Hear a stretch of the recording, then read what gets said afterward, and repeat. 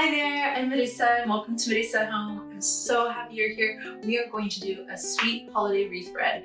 It is a fantastic bread that's a little bit sweet, super soft and moist and just delicious any time of year, but I usually end up making it like 3 or 4 times during the holiday season.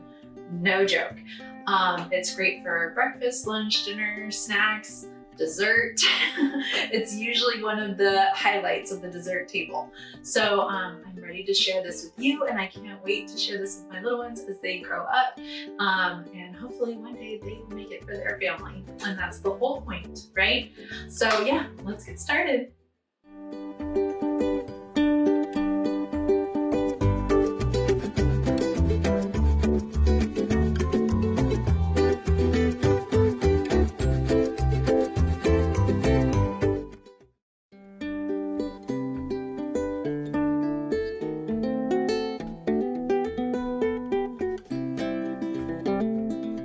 Okay, so the first thing we want to do is proof the yeast. I have 4.5 teaspoons of yeast, and I have a 1/2 cup of warm water. Water that's about 100 to 110 degrees Fahrenheit. So I'll go ahead and put in this water with the yeast, and then we'll add 2 teaspoons of sugar. Mix this, give this a little mix, and then we're going to allow it to prove for about 10 minutes till it starts to bubble. All right, so in a small saucepan, I have 3/4 cup whole milk along with a stick of butter, so 1/2 cup of butter. We want this mixture to get to about 120 to 130 degrees Fahrenheit. Not too hot though, because we are going to add it to the yeast mixture, and we don't want to burn the yeast. So I like to spend a lot of time just allowing this process to happen, so I don't burn anything. And if we burn the yeast, then we've lost the rise, and the bread will come out not the way that it's supposed to. So I'm going to dedicate this time to watching the butter and the milk come together. Here I have the butter and the milk mixture. I did do it a little warm, so I'm going to allow it to cool off. And in the meantime, I'm going to put together some of the dry ingredients so we can start putting this dough together. Bring over a large bowl, and we're going to combine 2 cups bread flour. You can also use all-purpose flour. I've done all-purpose flour as well. So 2 cups of the flour. What's left over of the sugar, which is 1/2 cup. 2 teaspoons of salt, and 3/4 teaspoon of ground cardamom. I love cardamom. All right, so we just mix this. I have a dough hook here that I love to use. And of course, if you have a stand mixer, you can use that as well. I've just always done this by hand, and I still don't have a stand mixer, at least not yet. It's in the works. Okay, the butter and the milk mixture has now cooled off well enough that we can put this together. So I'm going to pour in the butter and milk mixture.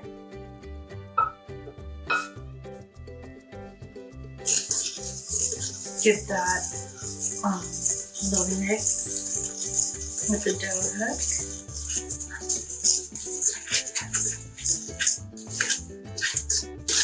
And then I'm going to add the yeast. So I'm going to add this into the mixture and give this a mix. And the last thing we're going to add are 3 eggs. And give this a mix. All right, so that looks really good right there. And then let's start adding in the rest of our flour. So I like to do just a couple cups at a time. So we'll do 2 cups, give it a mix. There's going to be a point where the dough hook, at least when you're doing it by hand, isn't going to be able to get through the flour, or if it's just going to be really sticky. There comes a point where you need to use your hands. That's what I'm trying to get at.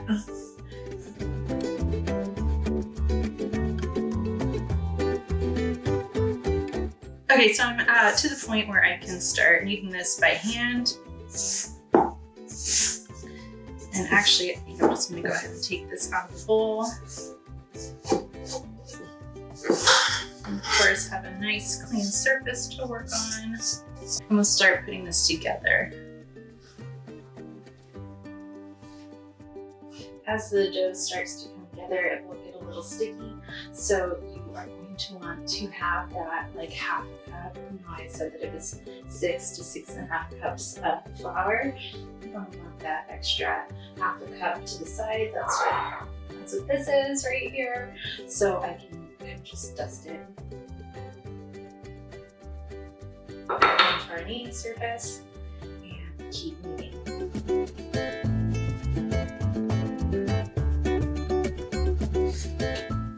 So we are looking for a smooth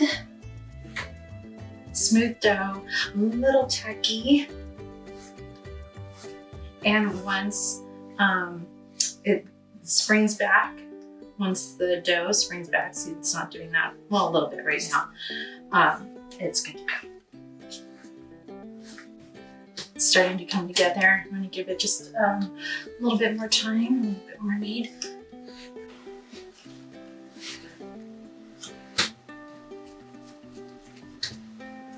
There you go, it's coming back. This looks like a good place to stop. And let's prep the bowl. I like to use the same bowl that I mixed everything in, so I need to clean the bowl.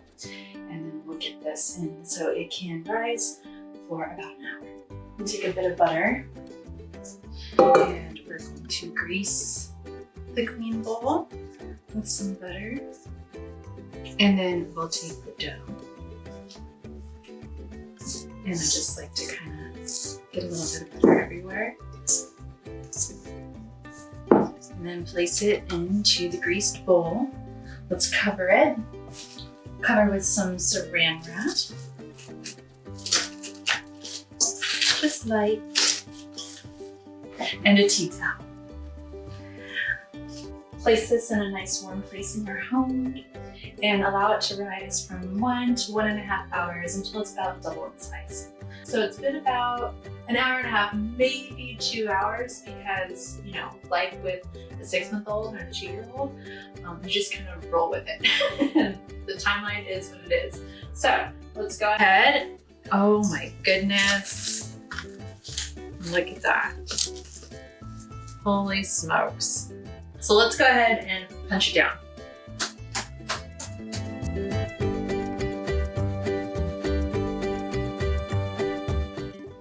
So we're gonna roll this out into 2 balls, and I'm just going to use this right here, pastry cutter, and I just kind of eyeball it to 2 even balls.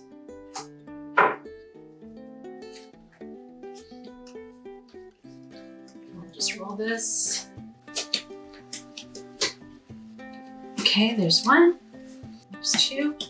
We'll leave it on this surface. We will cover the tea towel, the kitchen towel, and let this rise, still in the nice warm space that it's in, for another 15 minutes.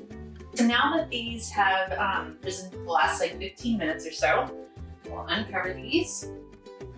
And we're going to roll out 2 ropes. So I'm gonna go ahead and put one to the side, and we'll just start rolling this out.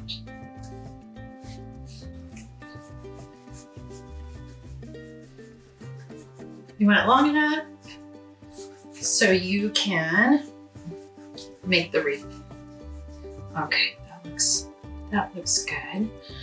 The key with rolling is to try and have an even touch, and just start in the middle and work your way out. The dough should still be a little tacky. If you find that the dough is dry when you're trying to roll it out, it will be a little difficult. And I like to put like a little bit of water on my hands, like just make my hands a little damp to help.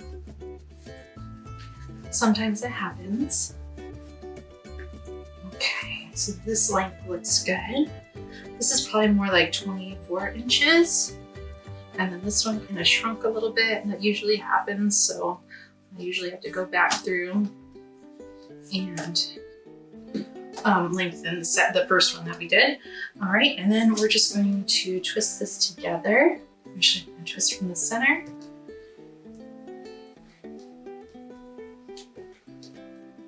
Twist. Nothing too complicated. And then we'll bring this together like so. And then we're going to, let's see if we can make this. All right, I like that look better. To transfer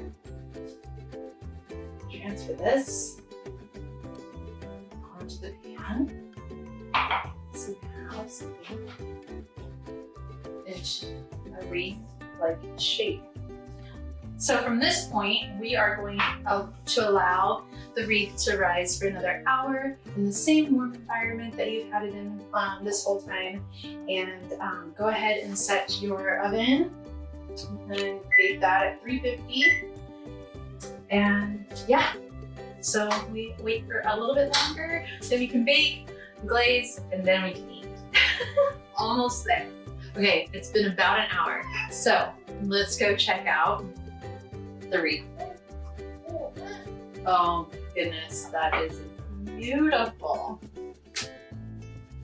Absolutely beautiful. I love this bread. Love this bread. Okay, so now what we need to do is mix together 1 egg with 1 tablespoon of milk.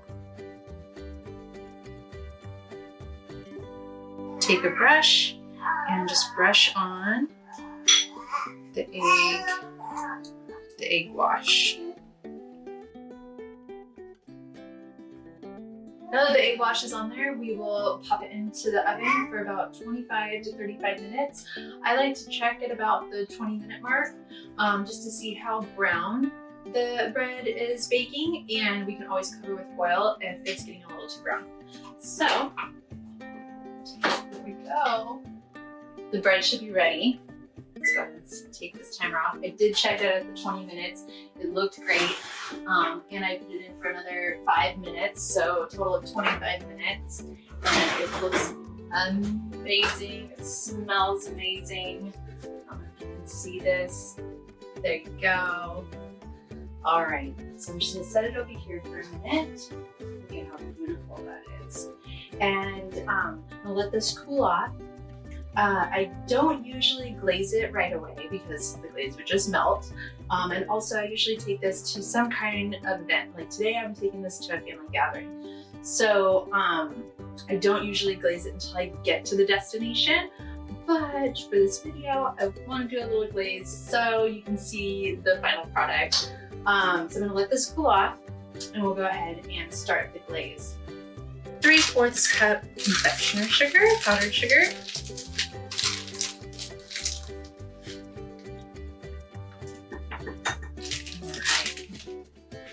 Now I'm going to keep the sugar off to the side because the amount of sugar and milk vary time to time. It's really the consistency that you're looking for. So I always start with the 3/4 cup powdered sugar, and then 1/4 teaspoon of vanilla, a tablespoon and a half of whole milk. Now I say in the directions it can be up to like 2.5 tablespoons. Play around with the powdered sugar and the milk until you get the consistency that you want. Oh, I think this was plenty of milk. I'm gonna need more powdered sugar, I can already tell.